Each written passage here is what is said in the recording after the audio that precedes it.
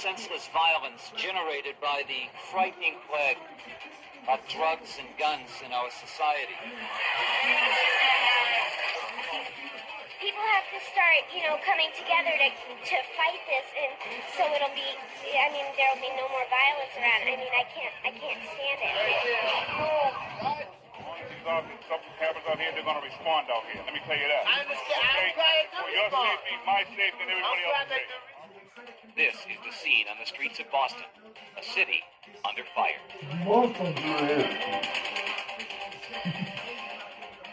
Tonight, the city of Boston, the hub of culture and commerce in New England, is truly a city under fire. The Cruel reality of gangs, guns, and Prvo će drugs bagri, pa je, se shocking bagri se regularity selila, in recent months. The se violence bagre. threatens to tear apart the fabric of our communities. It affects Pa all je, of us in koliko some way. bagri došlo. In the following 30 minutes tonight, we'll take a look at the community through the eyes of a family who has lost Pa a je, loved one znaš ti to toliko violence. bagri We'll priđe examine the raznaži, emotional toll the bagri, violence exacts on all of koji its samo and crpe grad, on the pravi city. ga gorim, And we'll talk razumiješ, live with a community neradnici, activist lopovi, and with Mayor Ray hoštapleri, Flynn about the kriminalci, frustrating job of fighting pa and jeste, losing sve loše. enemy. And we'll spend a night with those who face that frustration Yeah. daily, the police officers. Eyewitness Newsman Dan Ray reports the trail of violence is a constant reminder of the difficult job ahead. Još je Bosnu relativno dobar kakvi It has ima, become a kakvi staple ima of the Boston država. night, a sudden, unexplained eruption of urban violence. Although the victims have names, Ali i oni they najbolje remain otišli. anonymous. But every once in a while, a murder of the most innocent inflames our passion and fuels our collective outrage. Last summer, the slaughter of 12-year-old Tiffany Moore galvanized Boston. Cut down in a gang crossfire, Tiffany Moore, at 12, became an unwitting victim of drugs, thugs, and Boston's turf warfare. Throughout this summer of 1989, police and city officials took the offensive with an aggressive campaign against Boston's gangs. For 3 hot summer months, the streets stayed unseasonably cool. But all that changed as summer turned to fall. Since September 1st, 14 murders in Boston. 8 of those victims dead by gunshot. In all, 101 gunshot victims in September and October. The 2 most prominent victims, Charles and Carol Stewart. The Redding couple ravaged Monday night by a lone gunman as they left a birthing class at Brigham and Women's Hospital. The vicious murder of Carol Stewart and the shooting of her husband set off one of the most intense police manhunts in the city's history. But as police scour every inch of Mission Hill seeking Monday's murderer, in another part of Area B, it is business as usual for detectives Mark Vickers and Gus Irby. Vickers and Irby are the grunts, the infantry, the unsung heroes, as Boston loses its war against drugs. These kids are walking around with the mentality of someone who has a terminal disease, who's dying of cancer. They knows they only had 6 months or a year to live. And these kids are treating their life like that. That's why they will take you down in a heartbeat. This is the police work you usually don't see on television. No arrest here, 1 pocket knife off the street. It says 007 right there on it. See, 007. Come on, man. Looking at See you later. Have a nice evening. Even in a losing war, there can still be minor victories. It's the parents' duty to discipline and raise their children. If not, the criminal job easier. And if not, the criminal justice system they will have to be dealt with by the criminal justice system. Mark Vickers and Gus Irby are Boston cops. Cops who choose to live in the heart of this city. A city whose very arteries are coated with layers of cocaine, crack, heroin, drug dealers, drug runners, money launderers, and fast suspects in sneakers. Suspects who, when chased, fly like the wind. This time the bad guy got away, but not after a good run for his money from Mark Vickers. I saw the gun in the fan, so he definitely has a gun. Frustration is the silent partner of all Boston detectives, especially the good ones. The dealers are tough to catch, the defense lawyer is tough to beat, and often the judges and politicians tough to figure. You'll have the politicians come out here and they're thumping and it's unconstitutional. I say, hey, those old people and those decent people in this town have a right to live in safety. They have rights too. You know, I don't want to come down to a comparison or to a choice of their constitutional rights or the constitutional rights of decent citizens. Don't ask me to make that judgment there. Put themselves in, when they're thinking of what should be doing, In other words, put themselves in our position now. If I have to go out there now, who would I arrest and who wouldn't, you know, put themselves in our position. That's all I ask. My girlfriend Stacy, her friend just walked right around the corner. But she don't live in this house, right man. there. She Just don't says live in that Stacy. house. Don't live in that house. I know. I'm chilling. I know. talked to. That's what I'm saying. I'm saying, go get in the I have no drugs, man. Get in the car. I want you to get in the car. I want you to get in the car. And I want you to drive on about your business. It's not a racial incident. We are faced with a clear and present danger. And it's here and it's now. And we're dealing with it here and now. The Boston Police Department is dealing with it right now and right here. Let me tell you this. As long as these officers, something happens out here, they're going to respond out here. Let me tell you that. What about our constitutional rights? You know, what about our right to live in safety without fear? You know, because the politicians are out there saying, oh, don't stop that gang, don't stop that group. You know, I'm sure they'll have something to say about if we stopped that group while our kids were out there. If I would have stopped them early, I probably would have had the gun now. When I first saw them, I would have had the gun now. One that's gone off the street, one gunslinger off the street. I'm live here in Area B in Roxbury, and just for a little bit of perspective, Area B is one of the Boston police districts, about a mile and a half square, 65,000 residents, and at any given time, about 40 police officers. In the last 24-hour period, there have been 12 drug arrests in this area alone. 8 people have been arrested on warrants. One of those warrants was for rape, another was for assault with a gun. In addition, there was one arrest today in Area B for unarmed robbery. Last night, incidentally, in this area, in this small little section of Boston, in Mattapan, a sawed-off shotgun fully loaded was seized, and in Grove Hall, a part of Roxbury, a 9mm gun fully loaded was seized. Just another average day as the war on drugs here continues in Area B. This is Dan Ray live in Area B. Back to you, Jack and Liz. What an uphill battle. Dan, it sounds almost hopeless. Do these two officers that you spoke with in this report, who are extraordinary men, do they see any reason for hope, any optimism? I think their continued presence here in the community would probably best and most articulately speak to their optimism. But when I asked them what it would be like 5 years from now if things continue as they are going, they said it will get worse before it gets better. Pretty scary. Dan, thanks for the live report. Perhaps those most conscious of the problems and most burdened by their effects are the people living in the communities torn by the violence. Tonight, Eyewitness News reporter Sarah Ann Shaw talks with one family who lost a loved one to that violence. Some people won't visit us. When they do visit us, they feel they have to get out of here before dark. And it really makes you feel bad. This woman and her family are caught in the pressures created by the crossfire of the community. There was a time when we would look out the window to see what's going on, but not anymore. I'm afraid to even go to the window to look. Because if they're shooting, you don't know if the bullets are going to come through the window. The other day, Chevelle said she heard a shot and she told Trevor to hit the floor because she thought it was right outside the window. This family lost a son in the violence. He was killed on his mother's birthday, August 25th, in a car in Dorchester. Police say 17-year-old Rigoberto Godfrey was a leader of one of the gangs in Boston. Investigators say another man may have been killed in retaliation for Godfrey's murder. Police don't give us that 100% as long as it have anything to do with gang. We get the list. For instance, look at what happened to this lady, which is very bad for the guy to kill this lady, this pregnant lady and stuff like that. They put so much effort in this thing. When Rigo got killed, what are they doing? We don't even know if they're trying to find out who killed Rigo. I wonder, what do they think of us? Do they think that we're all bad, that anybody that's considered bad in this community, they always look at them as people who are on welfare, who don't like to work, who drink a lot, and we're not like that. We don't use drugs, we don't drink. I'm a member of the chancel choir at the Ebenezer Baptist Church. My 2 young boys go to Sunday school every Sunday, so we're not like that. The family lives in Dorchester on a busy section of American Legion Highway.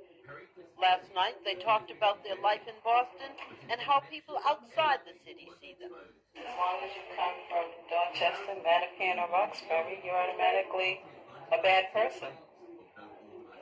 they lazy. They say they look at us like we're nothing. They stereotype everyone to be criminals or gang members or killers or whatever.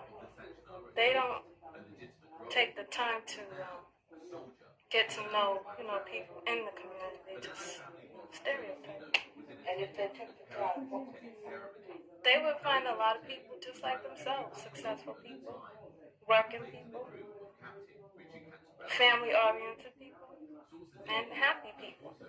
Stacy Lawrence, who's expecting Rico's child, spends a lot of time with his family. She says she's happy the baby is coming, but is still frightened.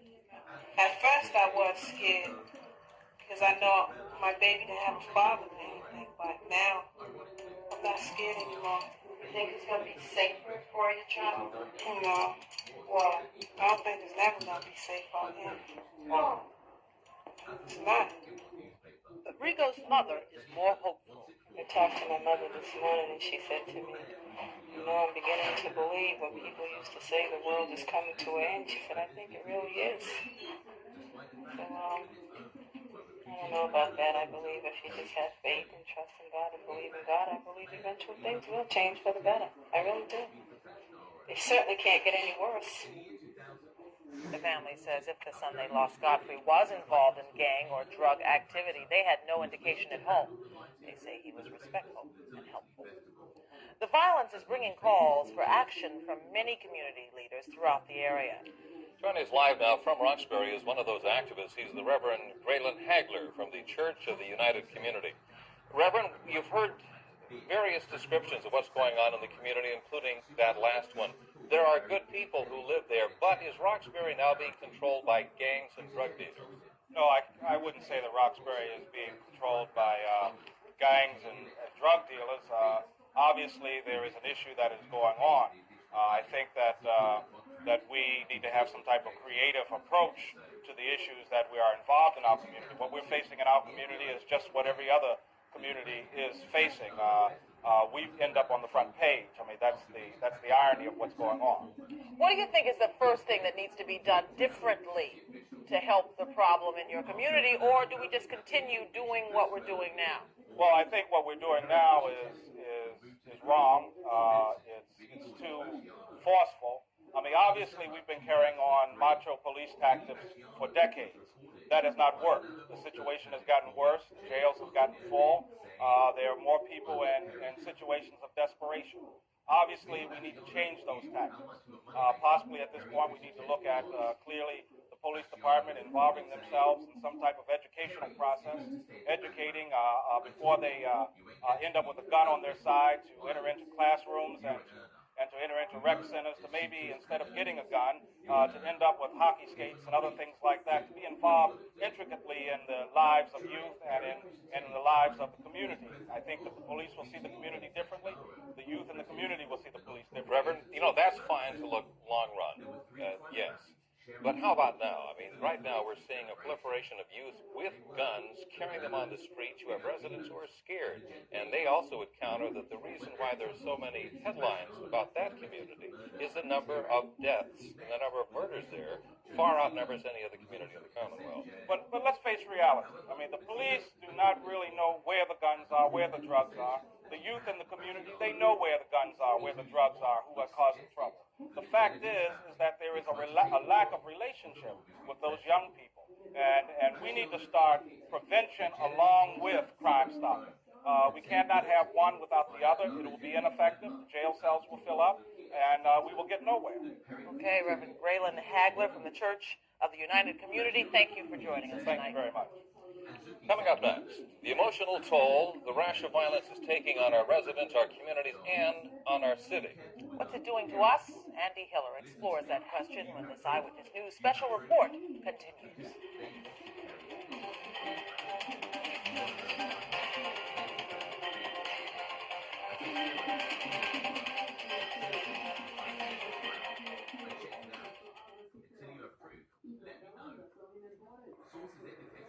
The toll from the violence now plaguing our city cannot be counted only in dead and wounded. There's also a toll in terms of fear and frustration and the image of our city. Eyewitness newsman Andy Hiller says the Stewart shooting story is one that leaves few people unaffected. What is it about these pictures and this story that make us hurt so much? It can't simply be that they are violent, because violent crime has become almost routine in Boston, regularly reported. Tonight, violence in Dorchester. Police say that a teenage boy was killed. They found him lying next to his bicycle with a gunshot wound to the head. Eyewitness News reporter Hampton Pearson joins us live now from Dorchester with the latest on this story. Hampton, police say 24-year-old Derek Horcho was found lying on the sidewalk outside 93 Bowdoin Avenue at noontime. He'd been shot 5 times in the face and chest. Police say they're looking for any clues. Tonight, a Mattapan shooting spree has now left 3 people wounded. Boston police are looking for 3 suspects tonight. But the Stewart story is different. I think because of the heinousness of it. Pregnant woman, it's just beyond belief to me. I got a lump in my throat and tears rolling up in my eyes. 'Cause I think it's awful. It just really hits home. Something that can happen to you anytime. It could happen here as we go to our car in the parking lot, and I think it causes terror. In Wellesley, the Stewart story triggers fear. Last month, Wellesley united against racist and anti-Semitic graffiti found in the town. But now suburbia has been touched by an urban crime it can't ignore. Where is the protection? We never know who's going to do something to us. Have you always felt that way? In a town restaurant, economic class is also an issue. When you have something that you treasure and you're a constructive couple or person, there's always the threat of it being destroyed by people that are less fortunate or just don't have the same kind of values and mentality that you have. A couple from Milton says the war on crime must be escalated. If it's not, we're doomed to live with this until things get worse and worse and worse, and we kill each other off. It puts the rest of us on the defensive and looking around our shoulder every 5 minutes for fear of someone coming behind us and doing something to us. Tenants in these public housing apartments in Mattapan always worry about what's going to happen. Talk to a group and they'll tell you there are break-ins, muggings, and there's not enough security. These citizens believe they've seen the fabric of society tear. I think it'll change because don't nobody obey the laws now. I really think it didn't change. Everything is violence and shooting and killing. In this area here, we have a killing every day, and we wonder when it's going to be our turn. That apprehension is shared near the scene where the Stewarts were shot, where world-class hospitals sit on streets that make medical staffers feel at personal risk. If you're living in the city and you have to travel in the city, you should be able to do that without fear or apprehension that you're going to be shot, murdered, or, stabbed. Is that how you feel? Yes, that is how I feel, and I think that more police protection in the streets is something that has to be looked at very carefully. A hospital driver has chilling advice for people headed to the area. I tell them not to walk too hell alone. At any time, during the day it ain't that bad because there's a lot of people around here, but at night, after 6 o'clock, no way, I wouldn't do it. Another hospital worker tackles a volatile aspect of the Stewart story, race. I think a lot of people are looking at it at that point like it is a racial thing. I mean that, blacks are the ones doing most of the shooting, most of the killing and all this. But this instance, I just think it wasn't racially motivated at all because most of the killing that blacks are doing is blacks against blacks. What do you think caused this one? Money. For my hour and 15 minutes, my hour and a half commute each day, it's more than worth it to me to have the serenity and the peace that I feel I have in New Hampshire. Jim Ward knows Boston well enough to know he wants his family to live elsewhere. He works in Kenmore Square and thinks crime can no longer be contained in Boston's so-called high-crime areas. It's tremendously terrible that it happened to that couple, but the potential is there for that to explode, my feeling is, at any time in areas that normal people, that the everyday, common working person is, and we will be exposed to that type of violence. His wife dismisses any links between the Stewart shooting and racism. The people that say that are going to say that no matter what. That's what they want to say, but that's what they're looking to make that issue. I don't think it's an issue of race. I think it's an issue of crime. And in Faneuil Hall, one of Boston's major tourist attractions, it's clear the Stewart crime has hurt the city's reputation. It is surprising for Boston, to be honest with you. It is rather surprising for Boston. I think so. It did kind of shock me. Makes me a little more concerned about going outside in Boston. But I'm not surprised. It is a city, so you expect this kind of stuff to happen. Expect it to happen, and it will. And every day you and your family and your friends are not victims of crime, the odds will increase you will be. We feel vulnerable because we are vulnerable. So many of us can see ourselves in the Stewart's car. Jack and Liz? All right, Andy. Thank you. Next, how to deal with the violence. What should we be doing to stop it? We'll be talking live with Mayor Ray Flynn when this Eyewitness News special report continues.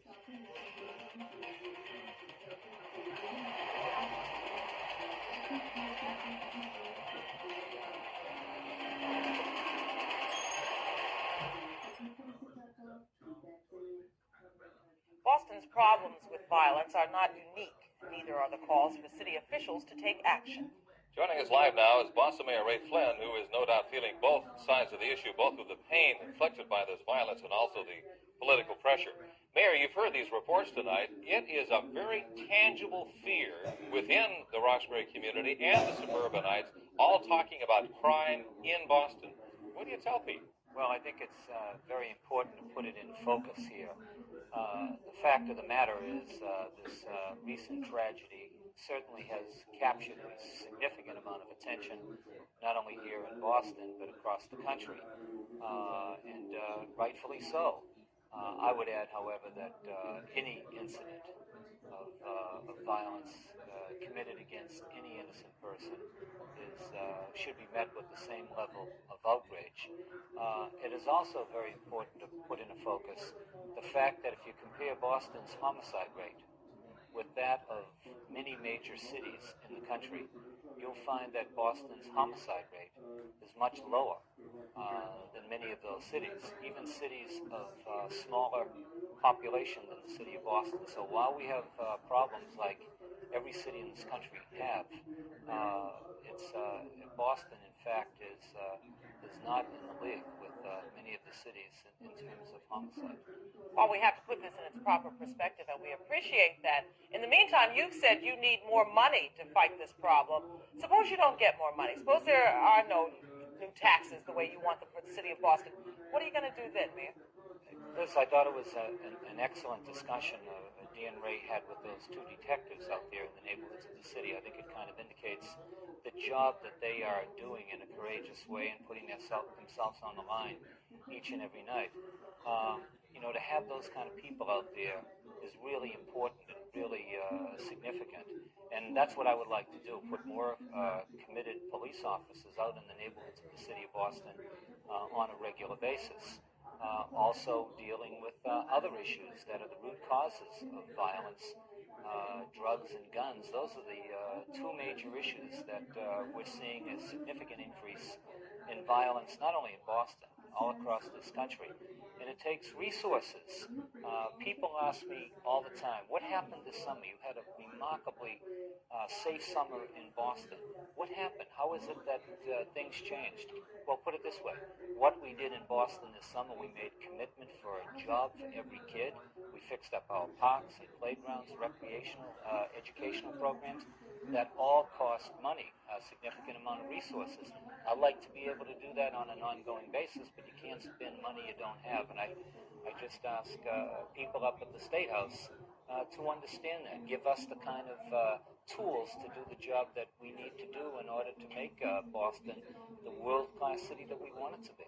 But these are tough economic times. The chances of you getting more money may be slim, some people would say, even if that becomes a reality. When you don't get any increases. Are you still going to increase the number of police officers in Boston? Jack, I always make the point that you either pay now or you pay later. People were talking about more prisons and more police officers and more jails, and there's an argument that can be made for that. But also, if you really want to reach a lot of these people, a lot of young people in our neighborhoods, and it's all across the city. It's not any one or two particular areas. It's all across the city. you have to really reach them before they get involved in gangs and guns and violence and drugs. You do that through education. You do that through job training, giving people, you replace the despair, you replace the drugs with hope and opportunity. And you fight it from a public safety point of view, yes, there's no question about that. But you also have to get to the root causes of drugs and violence. And that is hope and opportunity, jobs, and education particularly. Okay, Mr. Mayor. Tough challenges ahead. Thank you. Thank you for joining us. That's our Eyewitness News special report for tonight. The issues we examine tonight are ongoing, and the problems are not easily solved. It's an area I guarantee we'll be following very closely in the days and months to come. Until then, we'd like to thank you for joining us tonight.